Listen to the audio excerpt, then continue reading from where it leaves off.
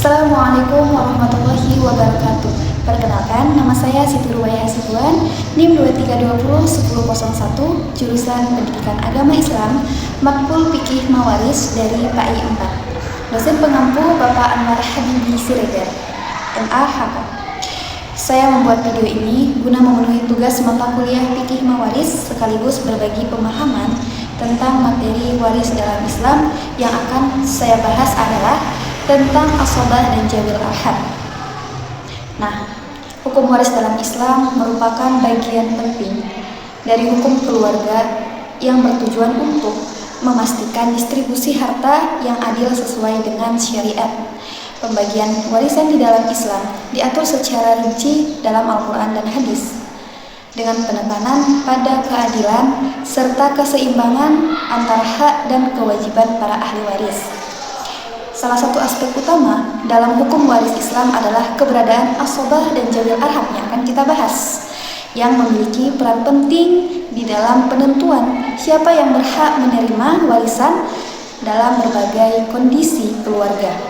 Nah, pemahaman mendalam terhadap konsep ini sangat diperlukan untuk menghindari kesalahpahaman dan sengketa dalam distribusi warisan. Yang pembahasan pertama adalah tentang asobah. Apa itu asobah? Asobah adalah ahli waris yang mendapatkan sisa harta setelah asobah al-furud sebagai ahli waris penerima bagian sisa. Ahli waris asobah terkadang menerima bagian banyak atau seluruh harta warisan, terkadang menerima bagian sedikit, tetapi terkadang bisa tidak menerima bagian sama sekali. Kenapa? Karena telah habis dibagikan kepada ahli waris asobah al-furud. Nah, di dalam pembagian sisa harta warisan, ahli waris yang menerima bagian memiliki hubungan kekerabatan yang terdekat yang terlebih dahulu menerima, maka ahli waris yang kekerabatannya jauh tidak akan mendapatkan harta warisan. Bagian dasar pembagian ini adalah perintah Rasulullah SAW. Nah, di mana hadis beliau mengatakan, berikanlah bagian-bagian tertentu kepada ahli waris yang berhak, maka sisanya untuk ahli waris laki-laki yang utama, di mana hadis ini adalah hadis muttafaqun alaih. Nah, asobah ini pun terbagi menjadi 3 macam. Yang pertama, asobah bin nafsi. Yang kedua, asobah ma'al ghairi, asobah bil ghairi. Apa itu asobah bin nafsi, asobah bil ghairi, asobah ma'al ghairi? Mari kita bahas satu-satu. Yang pertama adalah asobah bin nafsi. Apa itu asobah bin nafsi? Adalah ahli waris yang mendapatkan asobah karena dirinya sendiri. Ahli waris asobah bin nafsi ini semua laki-laki, kecuali mu'ti dan mu'tiqah adalah laki-laki dan perempuan yang memerdekakan hamba sahaya. Siapa saja orang-orang dari asobah bin nafsi ini? Mereka adalah anak laki-laki, cucu laki-laki dari garis laki-laki, bapak, kakek, dan saudara laki-laki sekandung, saudara laki-laki seayah, anak laki-laki, saudara laki-laki sekandung, anak laki-laki, saudara laki-laki seayah, paman sekandung, paman seayah, anak laki-laki paman sekandung, anak laki-laki paman seayah, dan mu'ti atau mu'tiqah, yaitu seorang laki-laki atau perempuan yang memerdekakan hamba sahaya. Jadi seluruh ahli waris laki-laki selain daripada suami dan saudara laki-laki seibu adalah asobah bin nafsi. Nah, yang kedua adalah asobah bil ghairi, yaitu ahli waris perempuan jadi asobah karena ditarik ahli waris laki-laki anak perempuan bersama dengan anak laki-laki. Seperti contohnya, satu cucu perempuan garis laki-laki bersama cucu laki-laki garis laki-laki. Yang kedua, saudara perempuan sekandung bersama saudara laki-laki sekandung. Dan yang ketiga, saudara perempuan seayah bersama dengan saudara laki-laki seayah. Nah, ketentuan yang berlaku apabila mereka bergabung menerima bagian asobah, maka bagian ahli waris laki-laki adalah 2 kali bagian perempuan. Dasarnya mana? Dasarnya adalah firman Allah Subhanahu wa Ta'ala. Allah telah menekankan bagian warisan anak-anakmu untuk seorang anak laki-laki sama dengan 2 orang anak perempuan. Quran Surah An-Nisa ayat 11. Dan yang ketiga adalah asobah ma'al ghairi. Asobah ma'al ghairi adalah ahli waris perempuan jadi asobah karena bersama ahli waris perempuan yang lain.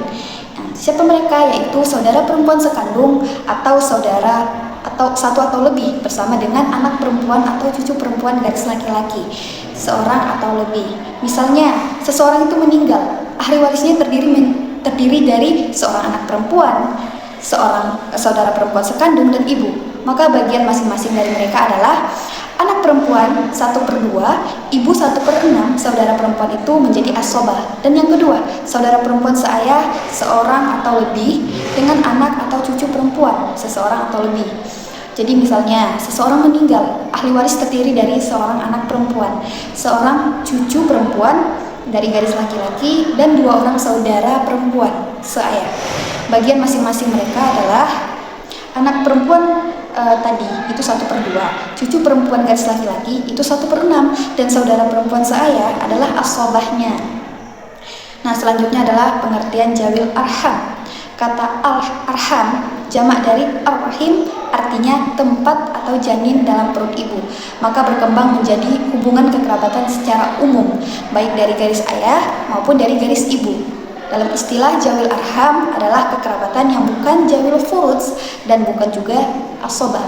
Sebagaimana firman Allah Subhanahu wa taala, "Wattaqullaha walladzina tasyaaluna bihi wal arham", yang artinya bertakwalah kepada Allah yang dengan namanya kamu saling meminta dan memelihara hubungan kekeluargaan. Sesungguhnya Allah selalu menjaga dan mengawasimu.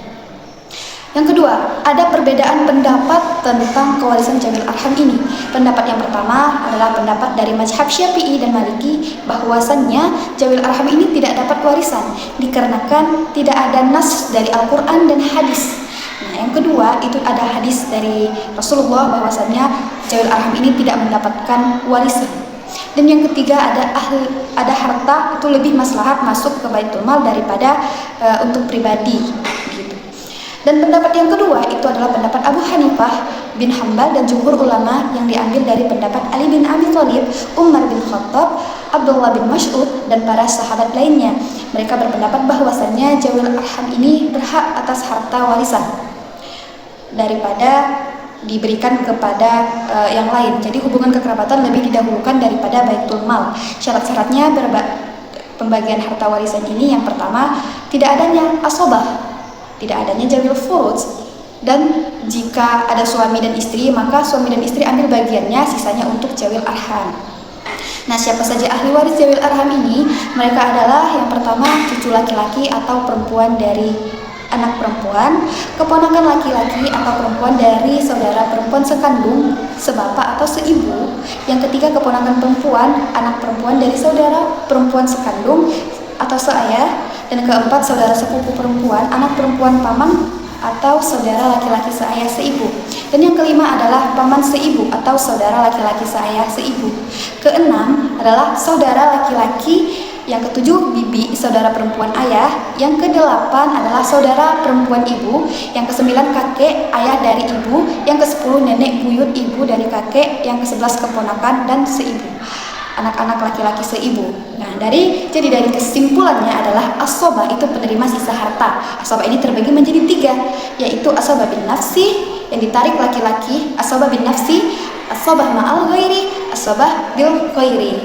Nah, ada juga tadi kita bahas tentang jawil arham. Jawil arham ini adalah kekerabatan yang jauh. Jadi ada ulama yang mengatakan bahwasanya jawil arham ini berhak mendapatkan harta warisan. Ada juga yang mengatakan bahwasanya jawil arham tidak berhak menerima harta warisan. Mungkin sekian pembahasan dari saya. Jika ada kesalahan, saya mohon maaf, dan jika ada kekurangan juga saya mohon maaf. Kepada teman-teman saya mohon maaf, kepada Allah saya mohon ampun. Wabillahi taufiq wal hidayah. Assalamualaikum warahmatullahi wabarakatuh.